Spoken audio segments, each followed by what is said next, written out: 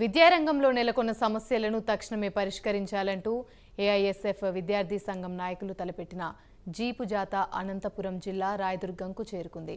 రాయదుర్గం పట్టణంలోని ప్రభుత్వ బాలికల ఉన్నత పాఠశాలలో ఏఐఎస్ఎఫ్ రాష్ట్ర అధ్యక్షుడు జాన్సన్ బాబు ఆధ్వర్యంలో విద్యార్థులతో సమావేశం నిర్వహించారు.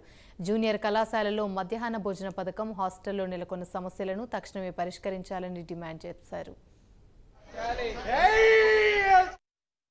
విద్యార్థులకు ట్రంకు పెట్లు, దుప్పట్లు, గ్లాసులు, ప్లేట్లు, కనీసం దోమతెరలు కూడా ఇచ్చే పరిస్థితి లేకుండా పోయింది. 8 ఏళ్లుగా విద్యార్థులు ఇబ్బంది పడతా ఉన్నారు. అదేవిధంగా మంచినీటి వాటర్ ప్లాంట్లు కూడా ఏర్పాటు చేయాలి. ఇవాళ బోర్ నీళ్లు తాగడం వల్ల విద్యార్థులకు మరి కాల్షియం దెబ్బతిని అనారోగ్యానికి గురయ్యే పరిస్థితి హాస్టల్ విద్యార్థులకు ఉంది. అదేవిధంగా నాణ్యతమైనటువంటి ఆహారాన్ని అందించాలి. గురుకులాలకు సంబంధించి కూడా ఈ రాయలసీమ జిల్లాలో ప్రధానంగా అనంతపురం జిల్లా కరువు జిల్లా.